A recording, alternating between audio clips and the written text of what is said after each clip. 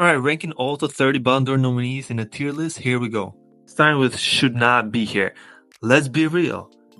What has Lookman done besides the hat trick in the final? What has he done? Okay, AFCON, he did his thing a little bit, but really, he's not necessarily been this guy that you imagine lifting the Ballon d'Or. I think that is the criteria that needs to be mentioned when talking about the Ballon d'Or. Can you imagine any of these nominees lifting the trophy? If you can't, then he should not be here. I don't see Lookman being here. Another player who should not be here, Chanalogo, great player, passes the eye test, an attacking midfielder who's pretty much become a central defensive midfielder.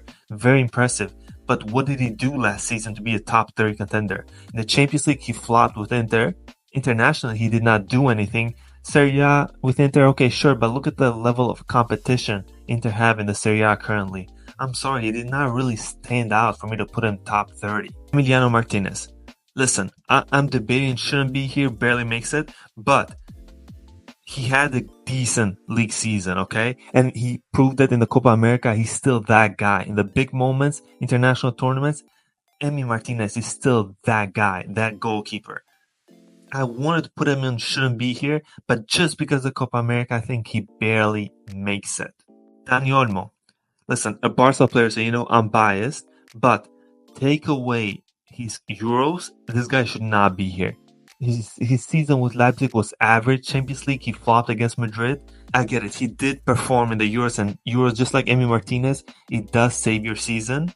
I'm considering it barely makes it, but could easily be on should not be here. I'll be honest with you. I think barely makes it is fair, but if people want to put him on shouldn't be here, that's also very fair. Dovbyk, listen, top 3 finish with Girona. They contended for the title for most of the season. La Liga top scorer. He had a good season, but I'm looking at other guys that could be ahead of him, like a Salah, a Rodrigo, Musiala, Griezmann. Did he do enough to be a top 30 contender? I don't see it. I'm sorry. I'm going to put him on shouldn't be here. I get it, good season with Girona, but Girona were a very stacked team that year. All around, I think there's better players that could replace him in the top 30. Xhaka has been an important, very important piece in Leverkusen's winning season. He's not the best player, but he's a crucial part of the title-winning season. He did the same with Arsenal, and he did the same with Leverkusen. Massively underrated player. Leadership, I think he has everything. He has everything. I have to give him great season. I can't put him on a potential winner. Maybe amazing will be pushing it because he doesn't pass that eye test.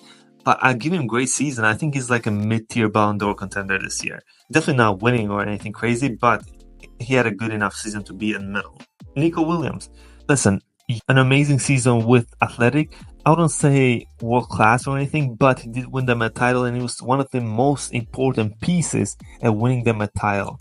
Something they hadn't done in years. So I think it's enough to put him here for sure. I don't think he deserves shouldn't be here. But take away the Euros, and he could easily not be here. Is that Euros enough? Just like Emi Martinez, Olmo, is players that are very dependent on their Euros international tournament to be here. So I'm going to just say barely makes it. Could even be on a great season. But something tells me that, I don't know. You know what? I'll give him great season. I'll give him great season because 2 titles, one with Athletic and one with Spain, who is not favorites. I think that's fair enough. Great season. Ahmed Hummels, one of the best center backs last season. Arguably the best center back of the Champions League in my opinion. But who did he really face? I think, again, very good season, but are we overrating Hummels? He is 35. I guess age tax also plays a part. I'll give him, he has to make it here, but nothing more. Declan Rice, I'll be honest. Again, I'm considering the players that did not make it. I might make a video on who should make it in here. But Declan Rice, Arsenal's second place finish. England, he was average at best, but okay, final. If you want my honest opinion, eye test wise, results wise, he shouldn't be here. I'll be honest with you. I think he's a good player. I think he has helped Arsenal be much better. But as an individual for a Ballon d'Or, I'm sorry, he should not be here. I'm gonna get a lot of stick for this too. But Saka I thought had underrated Euros. He's one of the better English players to make the Euros, and they made the final. Fair enough. But the league season for Saka was average in my opinion. He did not really stand out. The Champions League, okay, he did his thing here and there. That might actually save him. So I'm gonna put Saka barely makes it. But did Saka have a better season last year than Rodrigo, than Salah, than Griezmann? There's an argument that Saka should not be in the top 30 Ballon d'Or for this year. Last year, for sure. This year, I don't know. I'll give him barely makes it. But you could make arguments of why he should not be here. Saliba, I think Saliba had a great season, one of the best defenders last year in the Premier League. I think a great season is fair enough for him. He didn't win anything, so that brings it down. He always has to bring it down. Euros he was okay, so that also helped. I'm considering putting amazing, but amazing is too far. I'm gonna keep a great season for Saliba. Odegaard, I thought had an amazing season. Arsenal's arguably best player. I'll be honest with you. If we're arguing just pure talent, he's Arsenal's best player. Leader, captain, I think amazing. Vitinha. Now listen, Vitinha, we know League One, so anything you do in League One, you already gets negative points. But he had a good Champions League. He did have a good Champions League. And Portugal, he did good as well. I have to put him on makes it at least. But did he have a great season? I think he did. For his standards, yes, he did. But was he actually better than some of these guys? Nico Williams, who won the Euro, Xhaka, who did what he did with Leverkusen, Hummels, who led Dortmund to a final, beating Vitinha, Saliba, who had a very consistent season for Arsenal and France. I'll put him in barely makes it. I don't think he deserves to be on the standard of these guys to complete as something historic. Ruben Diaz. Was Ruben Diaz really that great last season? Let's be honest here. He was good. He was not amazing. Akanji had better performances in my opinion. Guardiola has an argument to have better performances. I'll be honest, I think he should not be here. Low-key, he should not be here. I get it, Premier League. He did win titles, so fair enough. Portugal, he did his thing, but he didn't really stand out with Portugal. If you want my honest opinion, barely makes it is already fair enough for him. He did not really have a great season, an amazing season. I think this is fair. You can even make arguments that he should not be here. Let's be real. Grimaldo. I love Grimaldo as a wingback. He's a great player. One of the most effective wingbacks last year. Again, what Leverkusen did has to be praised more and more. I think as a player, talent-wise, he's good. Eye test-wise, he's good. He had results. He had trophies. Great season is fair enough with him. I'll be honest. Nothing negative to say.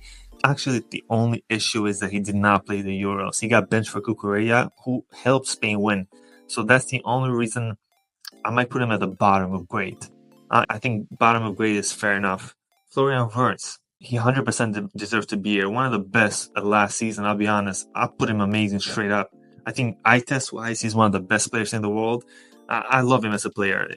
So effective. He came back from an injury and dominated the Bundesliga. Did something historic with Bayern Leverkusen, which I think people are still not praising enough. What those guys did last year, it's actually mind-boggling. And he was the main guy. When I think of Leverkusen, I think of Xabi Alonso and Florian Wirtz. That needs to be praised more. He's 100% an amazing player. Now, it's going to get a little bit dicey here, okay? Cole Palmer. Listen, people put a lot of praise on Cole Palmer, and he's done his thing. Euro's final goal, he has carried Chelsea. He's been Chelsea's best player in an otherwise terrible season for them. So fair enough, he deserves to be here. But personal rating, I don't think this guy is a great player. I'll be honest with you. I think he's a little bit overrated. Take away penalties, I don't really see a necessarily world-class player here. I'll give him a great season, but nothing more than that. I don't think he should be amazing. I don't think he should be on the ranks of Odegaard or Florian Wirtz. I'll be honest. Some people will say put him amazing because of how bad Chelsea was, but I don't know. I think great is enough. He did not really accomplish anything when you really dumb it down. You can't be put on amazing while not accomplishing a single trophy. Lamine Yamal. Listen, Lamine is my boy. He 100% deserves to be here. I don't want to hear nothing, okay? Arguably player of the tournament for the Euros. You already got young player of the tournament. So he 100% deserves to be here. Great season. Stats. People talk a lot about stats. Now listen, his stats are not the great, okay? He's no Harry Kane, Mbappe, etc. But his stats are not bad. Like, dumbing it down, his stats are a little bit underrated, I'll be honest with you. One of the best passes to the ball, effective dribbler. He has scored in important moments. If you want my honest opinion, he goes to amazing. Is he better than Wirtz? Maybe not this season. He did not have a better season than Wirtz. But was he better than Odegaard? But yes. What did Lamine Yamal do less than Odegaard? He was a key piece in Barcelona who finished second. Same with Arsenal finishing second. And led Spain to win the Euros, which they were now favorites. Odegaard did not even qualify. So yeah, for me, amazing. He's ahead of Odegaard. Arguably ahead of Wirtz because of the Euros. But just to keep it safe and not get a lot of Madrid fans hate, I'll put him behind Wirtz. Harry Kane. Listen, Kane, if this was done before the Euros, Kane would probably be somewhere around here. After the Euros, he has to drop down. Amazing Bundesliga season, but you did not win a title with Bayern Munich and England, and you flopped in the Euros. Well, flop is a big word, but you did not perform like you should have. Champions League, you did not show up. Simple as. So I can't give you a potential winner, no way. But the stats alone make it an amazing season. However, trophies-wise, you have to drop down to a great season. You cannot have an amazing season when you were with amazing teams but did not win a single trophy. I'm sorry. Just that alone. I'm sorry, Kane, great season. He falls to the middle. I get it, stats, but stats not everything. I'm going to get a lot of hate for that. I already know. Lautaro Martinez, very underrated player. Won Copa America being top scorer, one of the best players, arguably the best player. Won Inter de Serie A, top goal scorer. His achievements speak for himself. He won a bunch of other side trophies. I'll be honest, potential winner. One of the most underrated players this season. Some people argue amazing. I've heard some people say winner, which relax, but potential winner. I think it's very fair for him. Rudiger, he had an amazing season last year. For Germany, he was okay. For Madrid, he was amazing. I think amazing season. Nowhere near potential winner or anything crazy, but amazing for sure. Kroos, same as Rudiger. Amazing season for Madrid, especially in the second half of the season. First half was a little bit tricky. Second half was great.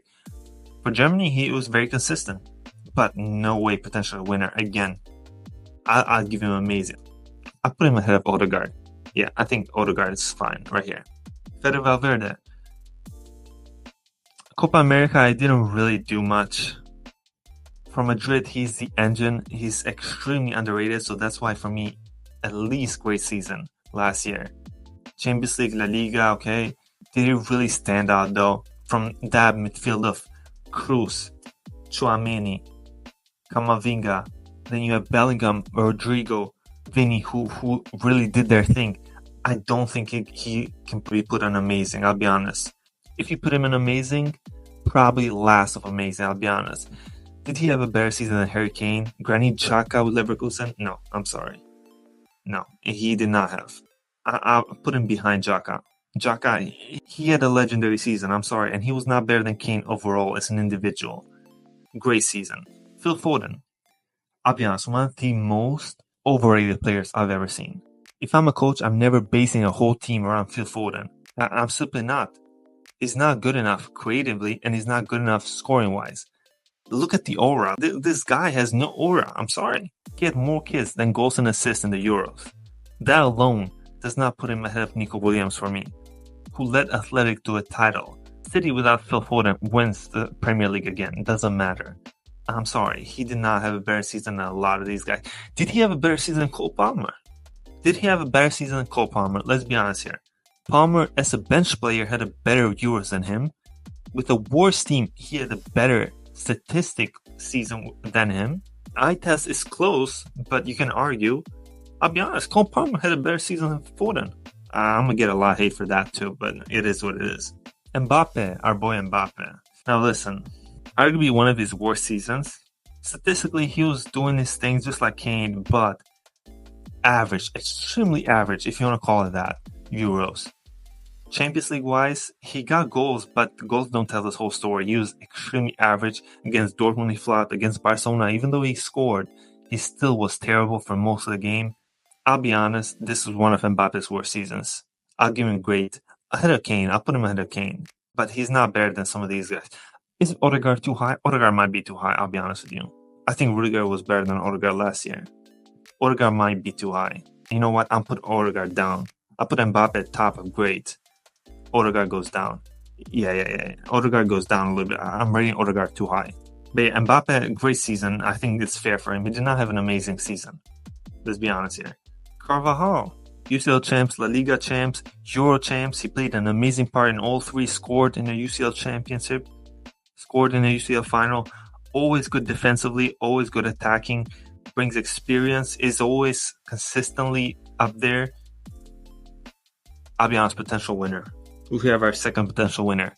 Very underrated player. He has definitely a claim here. I can see him lifting it. Will it happen? That's a different argument. But if it happens, I don't think it'll be necessarily the craziest thing in the world. Haaland. A lot of people say Haaland had a bad season, and I agree. Compared to his first season at City, he's way worse.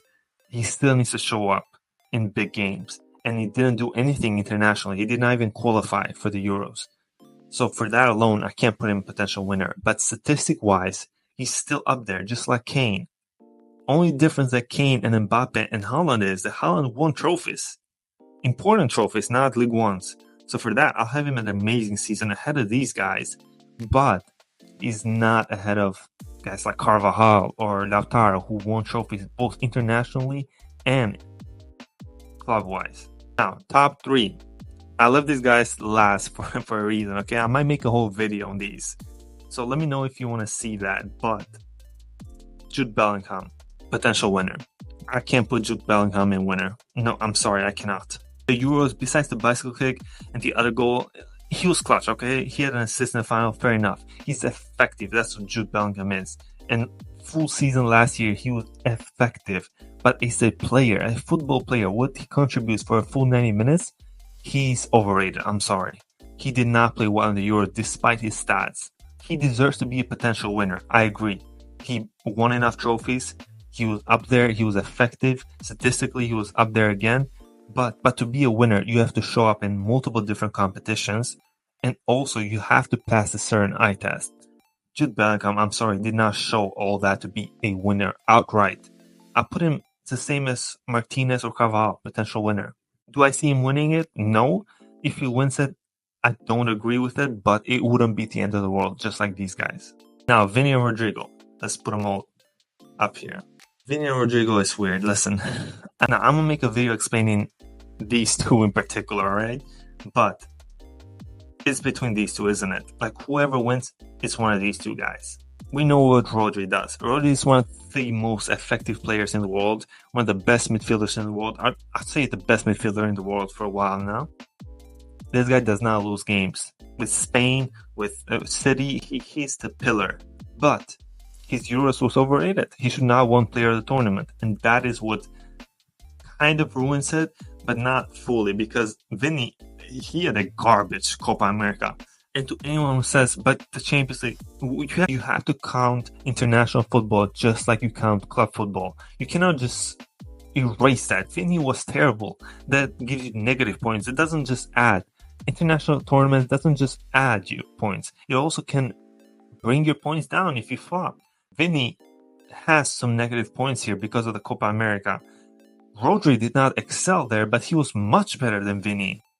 Out of all these players, Rodri is arguably the third best player internationally this year, behind Lautaro and behind Carvalho, in my opinion. Statistically, though, Rodri has an insane amount of stats for a DM, which is crazy. I know he doesn't play as a pure DM, but that is his position. He's the positional DM, at least, under Pep.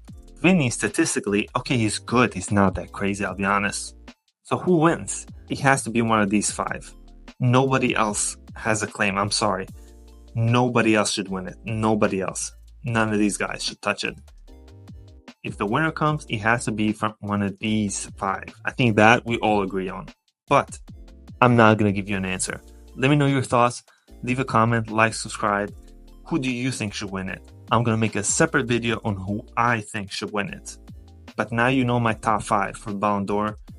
The ones I think had an amazing season, the ones who I thought had a great season, the ones who barely made it, and the ones that should not be here. If I was to include more players here, I'd bring up Salah, I'd bring Rodrigo, I'd bring Griezmann, and I'd bring Musiala. I'll be honest, and I'd kick all these 4 guys out.